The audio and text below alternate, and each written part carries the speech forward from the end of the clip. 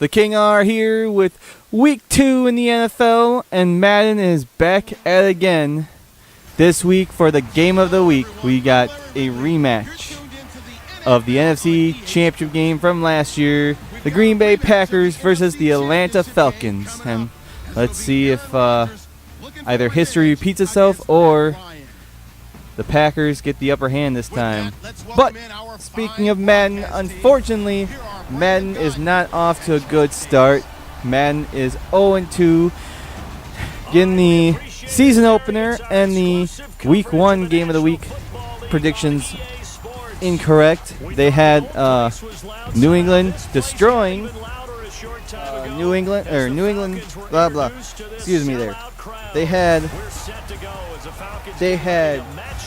the New England Patriots destroying the Kansas City Chiefs, where it turned out to be the other way around, and the New York Giants edging out the Dallas Cowboys, which turned out to be wrong as well.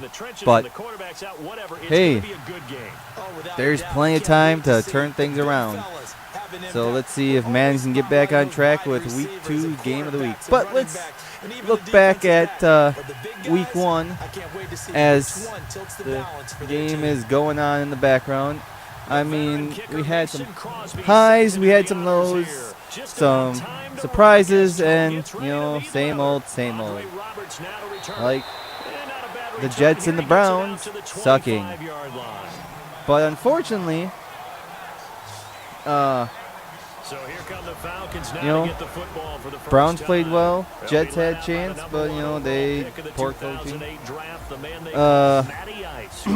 Some big surprises: Jacksonville destroying Houston 29-7, and at the midway point of that game, Houston decided to pull Tom Savage and go to the rookie Deshaun Watson.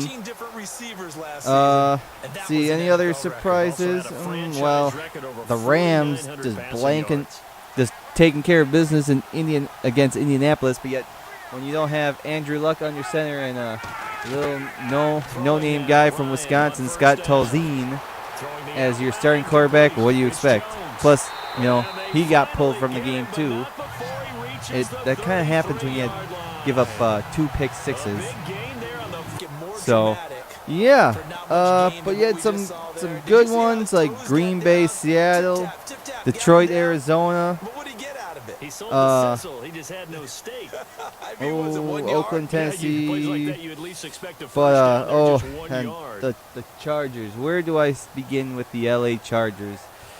You may take the team out of the city, but the city, the team is still the same old, same old. I don't know. In my mind, the Chargers are still the best, worst team in the NFL. They're just so damn good, but they just know how to lose instead of winning. They had a chance to tie the game, to send the game into overtime, but nope. The Denver called timeout just as just before the snap got off, and the guy makes the field goal. Yay! No, gotta try again. This time blocked. Game over. But of course another surprise: Baltimore blanketing the Cincinnati Bengals 20-0. And I guess this team, the Bengals, they're on the downside, and you can't tell me that Marvin Lewis's job isn't on the line. But some other big news that took place week 1. All you fantasy owners, sorry to disappoint you, but David Johnson is going to be out for a couple months due to not fractured hand, dislocated hand, and some nerve damage. Needs surgery on his right wrist, I believe. And all you fantasy football players, lovers, whatever, and you had Johnson on your team, well, better put him on IR due to return. And Ezekiel Elliott. I don't know where to begin with this. I know I talked about this last time, but this whole thing is going the wrong way in my books, in my mind. He gets the court upholds I think it was the NFL Players Association's injunction saying that the suspension is on hold until everything in the court system is worked out. And it's not if Zeke will serve his suspension. It's more or less when will he serve his suspension. And hope in his eyes, he hope he doesn't have to serve a suspension at all. But let's just look at President Tom Brady, Adrian Peterson. I think they all lost. They all had to serve their suspensions. So why not just get done over with? If court says nope, you gotta serve that suspension and it's week 15 and you guys are in the playoffs, well, guess what? You won't be able to play in the playoffs. Too bad, so sad. You should have served at the beginning of the season, halfway through. Get done over with, take your lumps, and move on, and try to stay out of trouble. And the first play will be a field goal try. Like the irony would be is if Ezekiel gets hurt somewhere during the season and it's like, hey, you know what? Maybe you should serve. Can you serve that suspension now when you're hurt? Who knows? But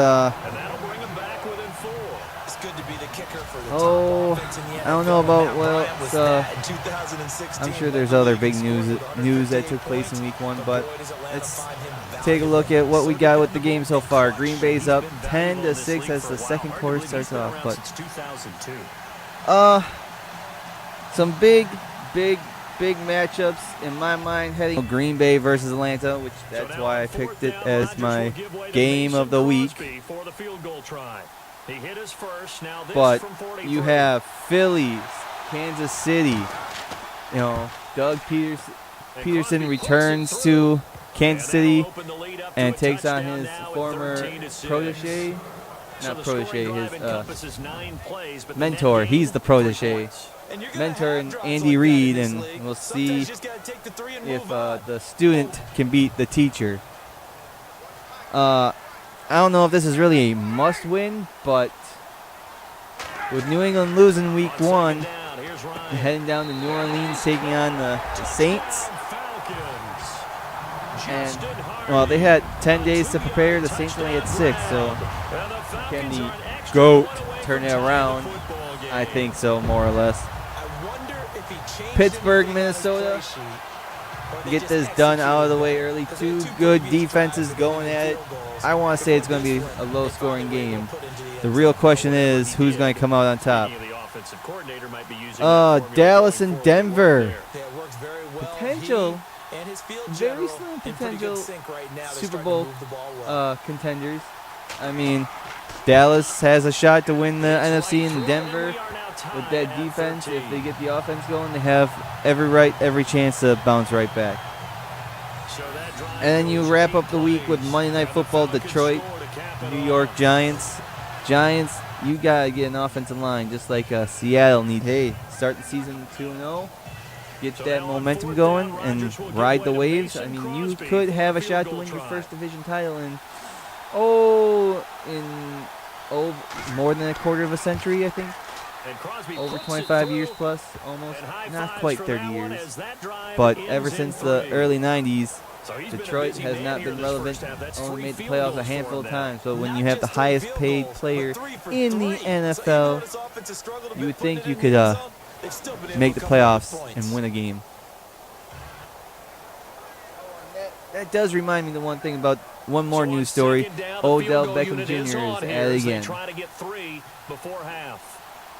Unlike Ezekiel Elliott, he did not play in that Sunday night game due to a bad ankle. But was able to perform some dance moves and dance off earlier in the week, earlier this week, and that always brings and raises this question. You can't play football, but you can do the cha-cha or whatever. And so the real question becomes, do you want to be the highest paid player? As a wide receiver, you're one of the divas in the NFL, and this is where you're going to lose respect. I mean, why do you think you got so much harsh and when you went down to Miami and hung out on a boat before your playoff game. So, sorry, Odell. But we got a lot in store for week 2. So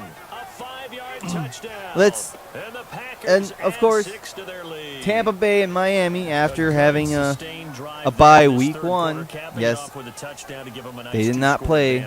Their bye was week 1, so get used to it.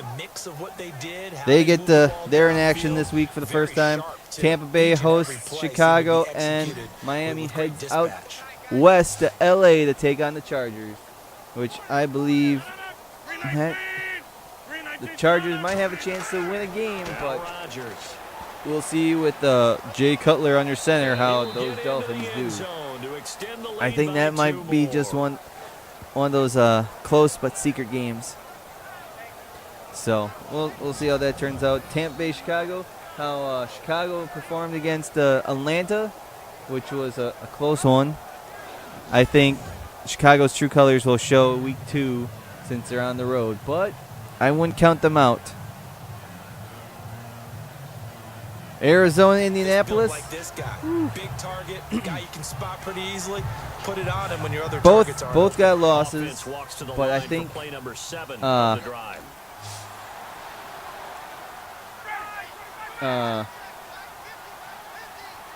Detroit, or not Detroit, what am I thinking? Arizona has the better shot on this one. But anyways, how about let's move on. Like I said before, Madden was going to. Last week I went 1-2 with my pick. This year I'm doing something a little different. I'm doing a lock pick. I'm doing an upset pick, and then this game, see if I agree or disagree with Madden. So going with my lock, I gotta go with Oakland over the New York Jets. Because I mean, Oakland is on the rise. They have an easy opponent this week. They're at home. I think they can take care of business and just ride the waves and coast to maybe a 30, maybe 40-point victory. But I would pencil in the Raiders as my lock, and my upset. I don't know if it's really an upset since they are the home team, but I would have to go with Denver over Dallas is my upset pick, just because Dallas believed to be the better team, but only time will tell. And this game that we are watching the highlights of, and as Atlanta just scores another touchdown, they are a point away from tying in this game, an extra point away. So let's see if they can tie it real quick. But as a huge Packer fan, I can't go against my Packers, even knowing it was so hard to last year. I did twice, but you know, and even in that span where they went lost 4 in a row, well, things happen and whatever. But move on. I gotta go with the Packers in this one. How they played, their defense was stellar. They're on the road. I know they're looking for redemption. Even if they don't say they're not, if they're looking for redemption, they're looking for redemption. Most of those guys are still on the team that, you know, got destroyed by Atlanta last year. They want redemption. Even if they say it's not about that. In all honesty, it isn't. It's a new season. It's a new game. It's time to fight back and prove, you know, if Green Bay would have won the regular season, it wouldn't have mattered really. But I mean, if they win this game, they have the tiebreaker over Atlanta and vice versa. So I have to go with Green Bay. I think their defense, how crappy Atlanta was playing against Chicago. Atlanta is a different team on the road than at home, and we'll see. This is they'll have the roof open at the Mercedes-Benz Stadium Not to be confused with the Mercedes-Benz Superdome. Can you say monopoly of NFL stadiums? But this would be the first open air or open roof home game for Atlanta since the early 90s. I think like since 91. Since I couldn't believe the Georgia Dome was only 25 years old and they already won a new stadium, and well, they got it. So, but like I said, I got Green Bay in this one. I'm hoping, but I'm not going to hold my breath. But what we got here now, we got Green Bay 30, Atlanta 34 with about 8 minutes left. Green Bay's knocking on the door at the 2-yard line. Handoff to Ty Montgomery, touchdown. Green Bay 36-34, just an extra point away to have that 3-point lead. And right now it's a high-scoring game, and I think it could be easily. He's got it, and this is indeed up to a 3. This could easily reflect the outcome of the game for sure. Yeah, and that's always difficult, isn't it? Because That's just back and forth. Defenses get tired. I mean, look at Atlanta. They blew a 28-3 lead in the Super Bowl. They didn't score. They didn't score again. So what now? It's field goal attempt at the 31 with 2:36 left to tie the game. The snap, the place, the kick is up, and it is good. Atlanta ties up with 2:32 left. Woo! Getting down to that nail biter. Just back and forth with not much time left for time. I don't know. So where the Packers, buck 23 left in the game. Ball's at the 34-yard line. They got to sell for a field goal. Let's take a 3-point lead. Here we go. The snap, the place, the kick is up, and it is good. So Green Bay retakes the lead with a buck 19. Yes, Mason, you made it. Apparently, Madden doesn't like you so much. With all the game simulations and so on and so forth I've been doing, they said, nope, you suck. So, Atlanta, where are we? Get the ball over. It is Duke. Come on. 2nd and 10 at their own 29-yard line. Buck 08 remaining. I think it was Buck 09. And anyways, Ryan shotgun formation. Throws to his left, and has a man wide open. It's Julio. Who else? The man, the myth, the legend at wideout, Julio Jones. I mean, he doesn't get as much attention in my mind like Antonio Brown and Odell Beckham Jr. It's because he's not that type of a diva. Those two are attention whores. Julio Jones, he just does his job.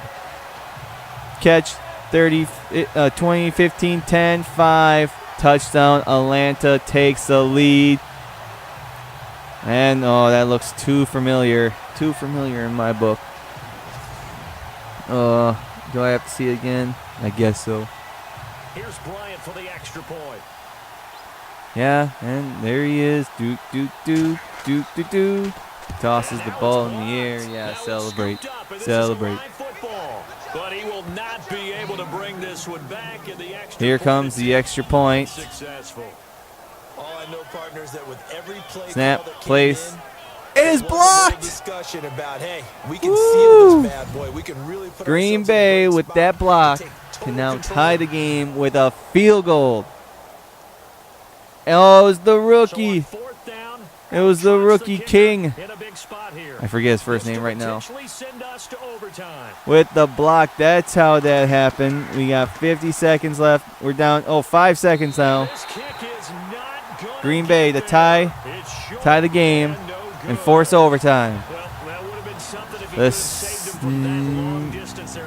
snap, the place, the kick is up, and it is no good. Short, so this game, Atlanta prevails with a missed field goal by Mason Crosby. I think it just fell a little short.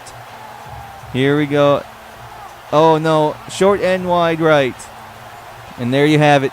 Atlanta just sneaks out of their new stadium with a win. So, Atlanta is your winner this time around. So, hopefully, man, you can bounce back and start the season on the right foot with a win for once and go 1-2. So, until next time, till next week, see you then. And Madden, I wish you the best of luck. Oh, do I have to see this? Do I have to see the knee? I don't have to, I guess. Oh, let's just get it over with. Game's not over until it reads 0-0, I guess. Take knee down. There we go. Game's over. Your winner, Atlanta. Men, wish you the best of luck. They think that they can bottle this and carry it with them. And as an offensive coordinator, you just don't think you can do anything wrong. Whatever you call, run, pass, it's all going to work. That's called being in the zone.